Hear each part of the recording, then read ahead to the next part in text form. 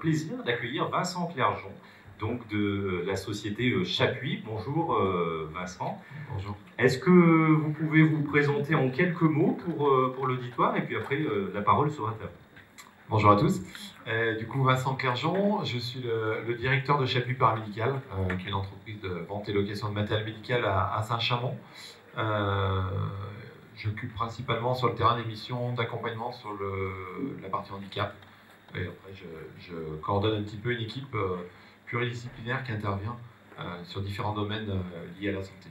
Très bien. Donc aujourd'hui, votre conférence va aborder notamment le sujet des prestataires de santé à domicile, avec véritablement maintenant une personnalisation de ces prestations de santé à domicile, avec des technicités, surtout sur les dispositifs qui viennent dans les foyers, etc. Et je crois que c'est l'objet de toute la conférence que vous allez nous faire vivre tout au long de cette première trentaine de minutes de matinée.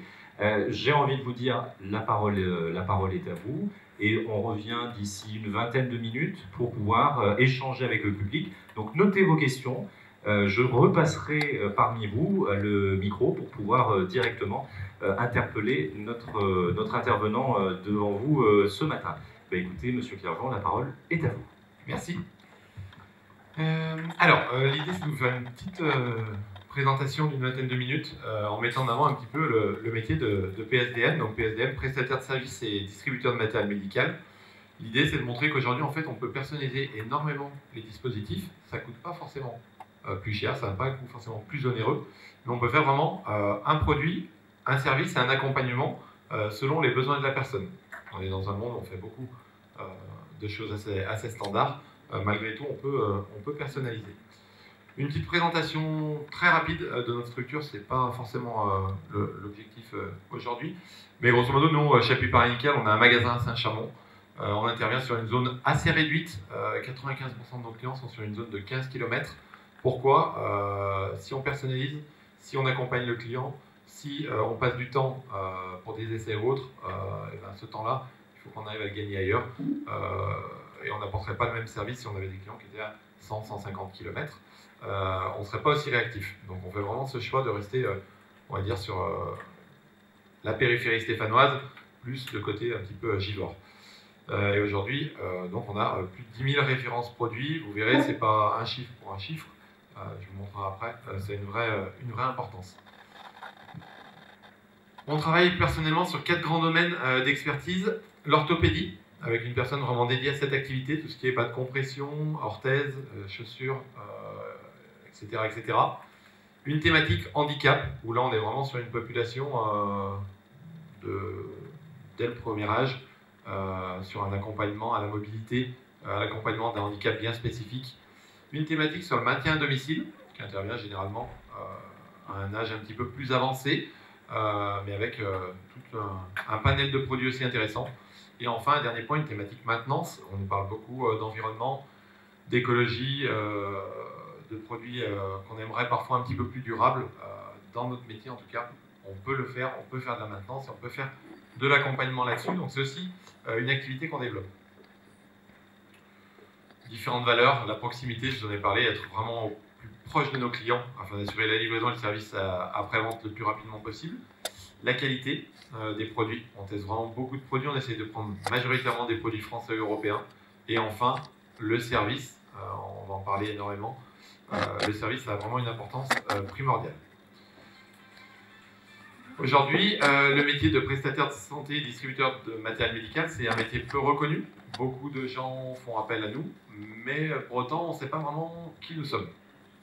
Au niveau national, est-ce qu'on est des commerçants, est-ce qu'on est des artisans, est-ce qu'on est des professionnels de santé, est-ce que nous sommes des techniciens, est-ce que nous sommes des simples livreurs?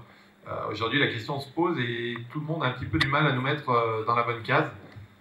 D'où un petit peu l'intérêt de cette intervention, pour, on va dire, clarifier un petit peu tout ça et vous apporter quelques éléments de réponse. Très rapidement, on ne va pas faire une grande définition, mais le métier de prestataire de santé, distributeur de matériel, en gros, notre métier c'est de fournir des dispositifs médicaux et des aides techniques, pas que des dispositifs médicaux, mais aussi des aides techniques qui vont aider au quotidien des personnes malades, présentant un handicap et vivant à leur domicile. Les prestataires, aujourd'hui, c'est à peu près 20 000 salariés en France. Grosso modo, la prise en charge est de plus de 2 millions de patients chaque année. Ces dispositifs, grosso modo, pour vous donner un ordre d'idée en termes de montant, c'est à peu près 6,4 milliards d'euros de remboursement à l'année. Ça peut paraître beaucoup, c'est un petit budget par rapport au budget global de la sécurité sociale qui est approximativement de 350 milliards. L'objectif de nos métiers, de notre métier de prestataire, en gros, c'est d'apporter une qualité de prestation, comme c'est écrit, de garantir des bonnes pratiques professionnelles. Et en tout cas, aujourd'hui, le but, c'est de se positionner dans nos métiers en cohérence avec les stratégies nationales. Se dire, voilà, comment on va pouvoir accompagner au mieux la population, comment on va pouvoir accompagner au mieux le vieillissement aussi de la population. C'est qu'on est dans une société qui est de plus en plus vieillissante, qui veut par exemple de moins en moins aller en structure, de plus en plus rester à domicile. Comment en fait on va pouvoir se positionner, comment on va pouvoir intervenir dans cette mission-là. À savoir que cette définition, ce n'est pas la nôtre, hein. C'est la définition qui vient directement de l'IGAS. Grosso modo, j'en ai fini pour les définitions, présentations. Un petit slogan un petit peu choc, on a fait une petite campagne de communication qu'on a lancée l'année passée, en mettant en gros nos produits ne valent rien sans nos conseils. Alors, ça a beaucoup interpellé. L'idée, c'était de montrer en fait qu'aujourd'hui, on pense que tout est standard. Un fauteuil roulant, bon, c'est un fauteuil roulant. Un lit médicalisé, c'est un lit médicalisé. Une paire de bas de compression, bon, c'est une paire de bas de compression. L'idée, c'est de montrer qu'en fait, notre métier, il n'est pas du tout orienté de cette manière-là, et c'est pas du tout de cette manière-là qu'on veut le pratiquer. Grosso modo, aujourd'hui, dans notre métier, on rencontre un patient qui va avoir un besoin, qu'il exprime ou qu'il n'exprime pas forcément, soit parce que la démarche n'est pas acceptée, soit parce que son besoin, il n'arrive pas clairement à l'exprimer. Cette personne, souvent, elle va avoir une pathologie ou une perte d'autonomie qui va imposer des adaptations, des choses qu'on ne peut plus forcément faire. On va avoir aussi une question de budget qui va nous conditionner le projet exprimé par le patient. Une envie. Est-ce que tout le monde a envie d'avoir le même dispositif? Est-ce que vous avez tous envie d'avoir des bas de compression couleur chair ou couleur noire? Est-ce qu'il n'y en a pas qui veulent du bleu, du vert, du jaune, peu importe. Tout le monde n'aura pas la même envie. Et à la fin, généralement, une fois qu'on a passé toutes ces étapes, on arrive à un produit qui est réfléchi, adapté à la personne, durable, personnalisé et fiable. Cette petite campagne de communication qu'on avait fait, en fait, elle avait juste pour objectif de choquer un peu, d'interpeller, de se dire, mais qu'est-ce qu'ils nous racontent en fait? Ils proposent des produits et ils nous disent que ces produits sont, grosso modo, ne valent rien. En fait, l'idée, c'était juste de dire, notre vision, elle est claire. Peu importe où on va, tous les produits sont les mêmes. Aujourd'hui, grosso modo, un fauteuil roulant, qu'il soit pris par notre intermédiaire ou par d'autres prestataires, le produit sera toujours le même. Mais comment on va le configurer? Qu'est-ce qui va faire que mon fauteuil va être beaucoup plus maniable, va être beaucoup plus confortable, beaucoup plus adapté à mon besoin? Et c'est vraiment là-dessus où nous, aujourd'hui, on veut intervenir. Et c'est pour ça qu'on est plus des prestataires de santé et distributeurs de matériel que de simples distributeurs de matériel. Dans notre société, aujourd'hui, en fait, on a deux possibilités. Notre entreprise, elle aurait grosso modo deux possibilités, deux stratégies possibles. Soit la première, de standardiser, soit la deuxième, de personnaliser. Standardiser, c'est un petit peu la chose facile. On a un produit pour de nombreuses personnes. C'est un produit en volume, on achète X quantité. Et généralement, pour être... je suis très transparent dans les présentations. Plus on achète de quantité, plus on aura une remise intéressante. Donc, beaucoup de personnes aujourd'hui vont avoir cette tendance à standardiser. La deuxième possibilité, c'est de personnaliser. Un produit, une personne. Est-ce qu'on est tous pareils? Est-ce qu'on a tous les mêmes besoins? Est-ce qu'on a tous la même morphologie? Est-ce qu'on a tous les mêmes capacités? Clairement, non. Donc on peut personnaliser aujourd'hui. Ça impose de la différenciation, proposer un produit unique et répondre à un cahier des charges. La personne exprime un besoin. On ne va pas lui dire, voilà, le produit on l'a, il est dans le carton, on vous le donne. C'est non, votre besoin. Où vivez-vous? Qu'est-ce que vous avez besoin de faire avec ce produit? Etc. etc. Du coup, ça donne deux orientations possibles que j'aime bien souvent remettre en avant. D'un côté, c'est le patient qui s'adapte au dispositif qu'on propose. C'est la stratégie de standardisation. De l'autre, on va adapter le dispositif au patient. Clairement, on se retrouve beaucoup plus dans la deuxième solution. Les PSDM, leur rôle, c'est vraiment de venir adapter le dispositif à la personne, et pas l'inverse. Pour vous donner un ordre d'idée, toujours en quelques données chiffrées, c'est juste pour imager un petit peu le propos. Standardisé pour une entreprise de notre taille, ça serait grosso modo entre 1000 et 1500 références à avoir en stock. Donc peu de références, beaucoup de stock, du volume. Pour nos équipes, peu de formation, puisqu'on n'a que finalement 1000 à 1500 références, c'est assez peu. Et une logistique qui serait facilitée. Le fait de personnaliser, aujourd'hui, nous, on a 12 000 références proposées. Donc, vous voyez, l'écart, il y a un gap qui est quand même assez important. Et ça nous impose, du coup, de former régulièrement les équipes qui connaissent les produits, qui puissent conseiller un petit peu plus facilement les patients, et une logistique, forcément, plus technique et des commandes plus récurrentes. Le fait, grosso modo, d'avoir plus de références, ça impose un stockage différencié. Et pour vous donner un ordre d'idée, c'est à peu près 250 à 300 commandes par mois. Parce qu'en fait, finalement, on ne commande pas 50 produits identiques, on va commander 50 produits à l'unité. Voilà pour vous donner un petit exemple imagé de ce qui peut se différencier entre ces deux orientations.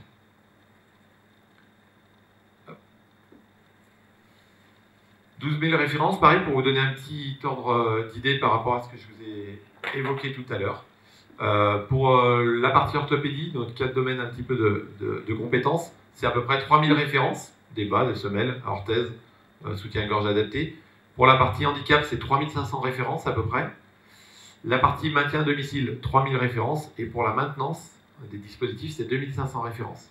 Vous voyez qu'on est capable d'adapter en fait nos pièces à chaque produit. Donc c'est une répartition à peu près égalitaire. Cette présentation, du coup, elle pousse à se poser, je vous ai mis 2-3 questions, des questions toutes simples. Finalement, un fauteuil est standard. On a beaucoup de personnes qui viennent, bonjour, je voudrais un fauteuil. Est-ce que on tombe sur quelque chose de standard? De ce fait-là, en fait, vous verrez dans la présentation, j'ai toujours repris 4 points pour ne pas en gros rentrer dans le détail, mais vous donner des idées très claires. Un seul modèle de fauteuil, si on le configure, c'est 65 000 configurations possibles. Donc on pense souvent de se dire, bah oui, un fauteuil roulant, j'exagère, hein, je caricature, mais c'est 4 roues, 2 accoudoirs et 2 repose-pieds. Non, un fauteuil, si on prend un fauteuil qui s'appelle par exemple un Action 3, c'est 65 000 configurations possibles, sur le même fauteuil, sur le même châssis. C'est une personnalisation sans surcoût. On a beaucoup de personnes, quand je leur explique, je leur dis, on va vous faire un fauteuil sur mesure, ils disent, ah non, mais moi en budget, il faut que ça soit quand même un budget équilibré. C'est pas parce qu'on fait un fauteuil sur mesure, sur une gamme de fauteuils, qu'on le prenne de série ou sur mesure, c'est le même prix.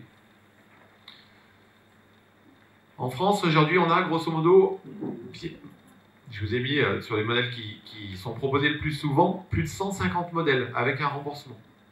C'est-à-dire qu'aujourd'hui, il y a de nombreux fabricants qui ont fait passer leur fauteuil sur certaines certifications pour qu'on ait le droit à un remboursement. Et aujourd'hui, chose qu'on ne sait pas en fait dans notre métier, c'est que les prix sont publics. Aujourd'hui, un fauteuil qui soit pris par notre intermédiaire ou par l'intermédiaire d'une autre structure, le prix est le même. C'est-à-dire que vous allez sur le site du fabricant, il y a une fiche publique et le prix est indiqué. Pour vous donner un ordre d'idée, quand on configure un fauteuil roulant, on tombe sur des fiches comme ceci, où en fait, on a un prix affiché. La fiche, pour vous dire, sur un fauteuil vraiment entrée de gamme, on est à peu près à 10 pages comme celle-ci pour configurer le fauteuil de la personne. On aura donc différentes options, diverses et variées. Je ne rentrerai pas dans le détail, ce n'est pas le but aujourd'hui, mais pour vous montrer qu'en fait, finalement, on peut faire un petit peu ce qu'on veut et répondre vraiment aux besoins d'une personne. On tombe donc sur un fauteuil qui peut être par exemple de ce type-là. Et en fait, ces 3 fauteuils, c'est les mêmes. C'est la même base, si on peut dire. Par contre, vous voyez, je vous ai mis quelques flèches qui montrent des petites options spécifiques. Alors, je ne pourrais pas toutes vous les lister. Mais par exemple, le premier fauteuil de coloris bleu, ça va être pour une personne hémiplégique qui va avoir qu'une seule main pour se déplacer. On va adapter un dispositif. Le fauteuil blanc, à côté, on a 2 petites options intéressantes. Un support pour une personne qui pourrait être amputée et une main courante. La main courante, c'est la partie qu'on prend en main pour faire avancer le fauteuil, qui est adaptée pour des patients souffrant d'arthrose. On voit souvent sur un fauteuil une main courante ronde, sur laquelle on vient prendre appui. Grosso modo, sur ces fauteuils-là, on a une main courante qui est plus ovalisée pour éviter de trop serrer, de se faire mal aux mains et d'avoir des douleurs chroniques. Le fauteuil rouge, c'est toujours le même. On a rajouté une sécurité anti-bascule et un dossier qu'on voit un petit peu galbé pour des personnes souffrant d'un manque d'équilibre au niveau du tronc. Donc vous voyez, finalement, on est sur les 3 fauteuils. On a des options différentes, on a des coloris différentes aussi, parce que c'est quand même relativement intéressant de se dire, est-ce qu'aujourd'hui, quelqu'un qui se retrouve déjà en fauteuil, c'est difficile à accepter. Est-ce que si la personne n'aime pas le rouge, elle va obligatoirement avoir un fauteuil rouge? Non, la couleur, c'est aucun surcoût. C'est un choix de la personne. Si on le commande et qu'on le configure comme on le souhaite, on n'a pas ce problème-là. On choisit pour la personne. Et la personne a un fauteuil adapté. Ça peut paraître tout bête, mais aujourd'hui, je mets énormément d'implication dans la personnalisation esthétique. Il y a plein de personnes qui veulent personnaliser leur fauteuil. Un exemple tout bête, on a un monsieur qui voulait 2 carrosseries. On lui permet de ses carrosseries l'été, l'hiver. L'hiver, il a l'écharpe couleur moutarde et le fauteuil couleur moutarde. C'est un de ses choix. C'est quelque chose qu'on peut faire. Ça peut, pour certaines personnes, avoir aucune importance. Pour cette personne-là, ça avait beaucoup d'importance. C'est des choses qu'on peut faire assez facilement. Deuxième question, c'est de se dire, un lit médicalisé, est-ce que c'est standard? On dirait, souvent, on a des personnes qui viennent, bonjour, j'ai besoin d'un lit, ils viennent souvent un petit peu à reculons, un petit peu tardivement, en se disant, bah, j'ai reculé au maximum parce que le lit blanc, froid, qui fait un petit peu hôpital, on n'a pas envie d'y venir très rapidement. Aujourd'hui, pour vous donner quelques petites données, toujours pareil, un lit, grosso modo, un modèle de lit, c'est plus de 1000 configurations. C'est-à-dire qu'on répond encore une fois à ce que la personne souhaite vraiment. C'est une personnalisation de couleur, de structure ou de boiserie sans surcoût. Encore une fois. On va avoir différents matelas qu'on va pouvoir venir mettre dessus. Et enfin, on a 2, 3 ou 4 fonctions. C'est-à-dire qu'on peut relever la tête, avoir la hauteur du lit qui va varier, relever les jambes, ou alors, pour certains besoins, avoir complètement le lit qui s'incline pour différentes pathologies. Aujourd'hui, on peut avoir des lits médicalisés qui ont cet aspect-là. On pense toujours à quelque chose de froid, de blanc, d'inesthétique. Aujourd'hui, je ne dis pas qu'on ne voit pas un petit peu le côté médicalisé de ce dispositif-là, mais en tout cas, on casse un petit peu le côté purement médical. Les lits, que ce soit à l'achat ou à la location, les deux sont possibles. Par exemple, on a fait le choix d'avoir que des lits avec des encadrements bois qui permettent d'accepter un petit peu plus la situation. Toujours pareil, 3 visuels. Comme on dit, chaque produit est un produit unique. Le premier lit qu'on peut voir, c'est plutôt un produit standard qu'on voit régulièrement. On peut voir qu'on peut avoir le deuxième lit avec un encadrement un petit peu plus chaleureux, un petit peu plus bois, un peu plus adapté, on va dire, aux meubles traditionnels. Mais on peut voir par exemple que dessus, on a un freinage centralisé, ce qui permet d'éviter de faire tout le tour du lit pour venir mettre les freins. Ça paraît parfois simple, mais en tout cas, ça peut aider. C'est ça. On peut avoir des barrières pleine longueur. Au lieu d'avoir des barrières de tiers, on peut avoir des barrières qui vont permettre d'être plus en sécurité la nuit. Troisième dispositif, c'est toujours le même lit. La référence est la même. On peut voir qu'on a des panneaux un petit peu plus modernes déjà. Mais qu'est-ce qu'on a? Une télécommande sans fil et verrouillable. C'est-à-dire qu'on peut avoir une télécommande qui est non filaire, mais on peut la verrouiller pour la sécurité. De son papa, de sa maman, de son enfant, peu importe. Mais en tout cas, on peut mettre la nuit en sécurité. Et on peut, sur ce dispositif-là renforcé, avoir un poids passant jusqu'à 375 kg. Alors 375 kg, ça paraît très important. Mais aujourd'hui, on a de plus en plus de personnes qui vont faire 180, 190, 200 kg. Et finalement, quand vous aidez cette personne-là à s'habiller, à se transférer, à s'asseoir au bord du lit, que vous prenez appui sur le lit, vous faites 90, 100 kg. On est déjà à 300 kg d'appui sur le lit. Donc, on a des dispositifs adaptés à, grosso modo, toutes les envies, toutes les pathologies, toutes les morphologies, c'est possible. Et petite parenthèse, tous ces produits-là sont fabriqués en France. Et c'est ce qui nous permet en fait d'adapter assez facilement le produit à l'utilisateur. Non, alors il n'y a pas plus qu'un fabricant, il y a plusieurs fabricants médicalisés en Europe et dans le monde qui ont des stratégies différentes. Il y en a, ça va être une stratégie plutôt de coût, où il y aura peu de personnalisation. Les lits, vous ne choisissez pas, ils sont beige et en panneau marron. Et d'autres, vous pouvez choisir totalement. Sur ces lits-là, vous allez pouvoir mettre différents dispositifs, différents matelas. Soit le premier matelas, un matelas en mousse à mémoire de forme pour de la prévention. Le deuxième matelas, on peut voir qu'il y a des petites alvéoles oranges, c'est pour prévenir au niveau fessier et au niveau talon l'état de la peau, ou des matelas air, par exemple, qui sont motorisés, qui sont plus des matelas adaptés à des problématiques de peau importantes. Je ne rentrerai pas dans le détail, c'était juste pour vous montrer que le lit et le matelas s'adaptent à la personne. Troisième question, la compression veineuse. Beaucoup de personnes portent des chaussettes ou des bas de compression. On entend souvent d'ailleurs une petite erreur, on dit des bas de contention. Contention, ça contient, et en fait, 95% des gens portent des bas de compression qui compriment pour faciliter la circulation. Toujours pareil, est-ce que c'est un dispositif standard? L'idée, la réponse est non, parce qu'on peut avoir en fait différentes choses. De la compression, de la contention, des choses adaptées aux grossesses ou au lymphodème. Donc déjà, on a 4 dispositifs. Ça peut être de série ou sur mesure. De série, c'est fabriqué directement avec une taille classique. Sur mesure, on s'adapte à une morphologie un petit peu particulière. Vous avez en plus différentes classes de compression qui vont comprimer plus ou moins. Classe 1, classe 2, classe 3. On le verra, je vous ai mis un petit exemple, ça dépend des problématiques rencontrées. Si on est juste sur par exemple des varices ou si on est sur un ulcère, on n'aura pas la même classe de compression. Donc on va avoir un dispositif différent. On peut être en multi-fournisseur. Un fournisseur, en fait, vous avez un tableau de taille. Taille 1, taille 2, taille 3, taille 4. Quand vous prenez X fournisseurs, vous avez X tableaux de taille. Et du coup, en fait, les tailles se chevauchent. Donc vous trouvez toujours chez un fournisseur la taille qui vous est le plus adaptée. Et enfin, les bas de compression, il y a une grosse partie prestation et conseils. Comment je vais enfiler mes bas, comment je vais les porter, comment je vais les entretenir et comment je prends mes mesures. Est-ce que je les prends le matin, le soir, peu importe. Il y a aussi ce côté-là. Donc finalement, un bas de compression, ce n'est pas un dispositif non plus standard, mais un dispositif qu'on peut personnaliser. Les photos que je vous ai mises, par exemple, c'est des choses, je pense que peu de personnes ont déjà vues. Vous pouvez avoir des bas de compression avec des motifs ou des dégradés différents. Donc vraiment, tout va s'adapter. La maintenance, du coup, à quel coût et pourquoi?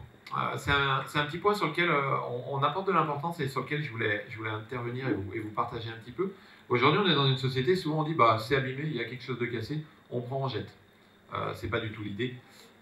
L'idée ici, ça va être grosso modo de proposer des pièces détachées, de la maintenance préventive ou curative pour avoir un produit qui a une durée de vie allongée. L'idée, c'est d'assurer un dispositif qui est en totale sécurité pour l'utilisateur, de réduire le coût global du produit. Aujourd'hui, un dispositif médical, ça a un coût. Si on le change tous les 3 ans, c'est beaucoup plus cher que de faire une petite maintenance chaque année. C'est pour ça d'ailleurs qu'au niveau de la sécurité sociale, j'ai pris l'exemple des fauteuils roulants, il y a des budgets remboursés pour faire de la maintenance, ce que peu de personnes savent. Donc vous avez le droit pour un fauteuil roulant manuel à 180 € par an, pour un fauteuil roulant électrique, 500 € par an. Le fait de proposer cette maintenance, ça va réduire quand même considérablement le coût total du produit sur sa durée de vie.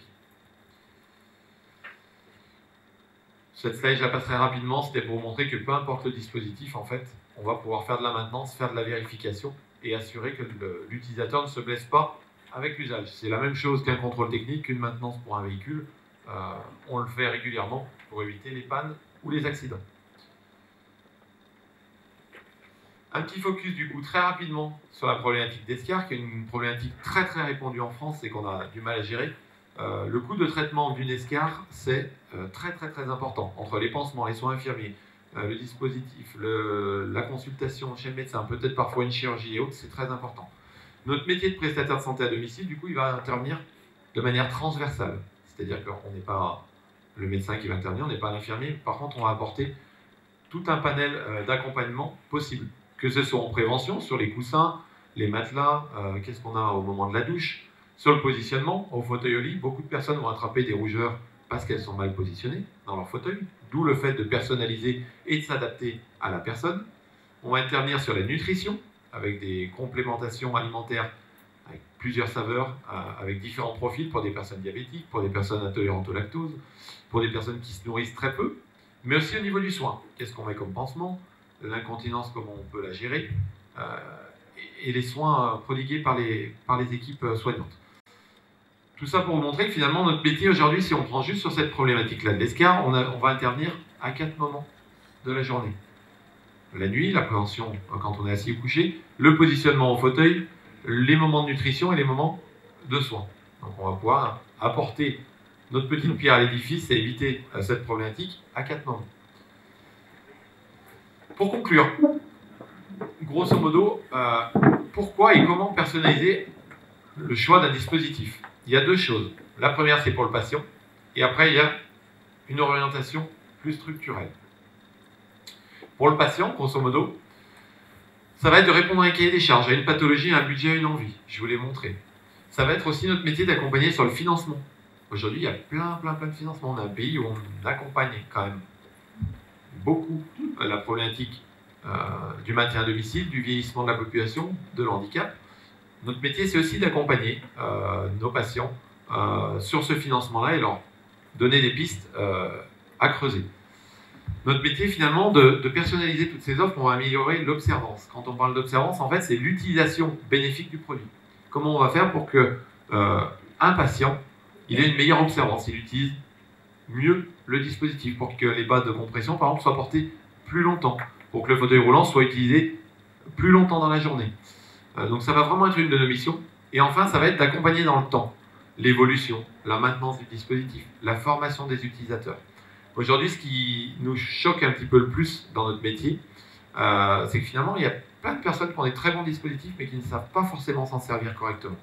Comment je le règle, comment je le positionne, comment je m'en sers, comment je recharge mon dispositif, etc., etc. Donc on a vraiment une orientation patient qui est importante, mais vous voyez, finalement, on parle très peu de produits. Le produit, il est là au départ, mais qu'est-ce qu'on en fait de ce produit? Et c'est vraiment la priorité de notre métier. La deuxième chose, l'orientation structurelle, du coup. Pour nous, en tant qu'acteurs, qu'est-ce qu'on va devoir faire? Collaborer avec les autres acteurs entourant le patient, la famille, les aidants, les soignants, le médecin, le centre de rééducation. C'est vraiment quelque chose sur lequel on met beaucoup d'importance, d'avoir cette côté un petit peu collaboratif. Avoir une bonne organisation logistique, du stockage, de la disponibilité, de la livraison à domicile. Beaucoup de nos patients ne peuvent pas se déplacer. Une astreinte, pouvoir réagir, même le soir, la nuit, le week-end. Ça a son importance. Des fournisseurs diversifiés, je vous ai expliqué, l'idée c'est d'avoir plein de fournisseurs, mais aujourd'hui on a 290 fournisseurs pour trouver le produit adapté à la personne. Un produit, parfois, ne peut pas convenir, on va passer sur autre chose. Et enfin, le dernier point, la recherche d'innovation. On est dans un monde qui évolue très vite. Comment on va faire pour trouver toujours de nouvelles innovations et de nouvelles idées, grosso modo, pour nos utilisateurs finaux. Finalement, si on reprend cette slide, qui sommes-nous vraiment?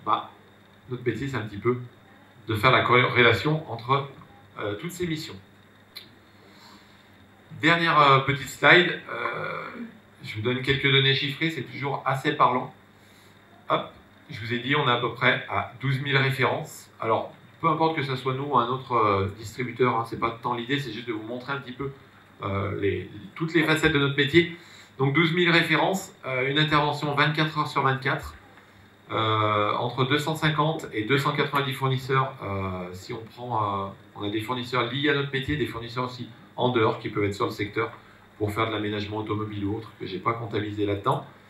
À peu près 1600 dispositifs qui sont en location, à disposition directe des utilisateurs finaux. Et grosso modo, pour vous donner une idée de notre métier, de ce qu'on fait, c'est à peu près 8500 rendez-vous à domicile par an. Donc on ne compte pas les rendez-vous en magasin, 8500 rendez-vous à domicile. Et sur une zone à peu près, je vous ai montré, de 15-20 km, c'est à peu près 135 000 km effectués pour pouvoir se rendre à domicile et apporter les dispositifs directement au domicile des patients. Voilà, merci beaucoup. Merci Monsieur Clergeon, on peut l'applaudir, hein, puisqu'il lançait cette journée avec cette conférence. Vous avez été très bavard, puisque à peine. Vous avez même dépassé le temps, puisqu'on est minuté. Simplement, si jamais vous avez d'éventuelles questions à poser par rapport à cette intervention, logiquement on le fait à la fin de la conférence. Malheureusement, il a pris tout le temps qui était imparti. On n'aura même pas le temps de faire une question, mais rassurez-vous, vous avez le stand de Chapuis qui est présent dans le salon de l'autre côté. Et bien évidemment, je pense que M. Clergeon sera tout à même de pouvoir répondre aux éventuelles sollicitations que vous pourriez avoir ou des éclaircissements dont vous pourriez avoir besoin directement auprès du stand. Donc je vous inviterai à pouvoir vous diriger vers l'autre salon si vous avez d'éventuelles questions, parce que c'est aussi ça, la journée de la santé, c'est pouvoir échanger avec nos intervenants. Alors justement, cette question-là, vous pourrez la lui poser directement auprès du stand.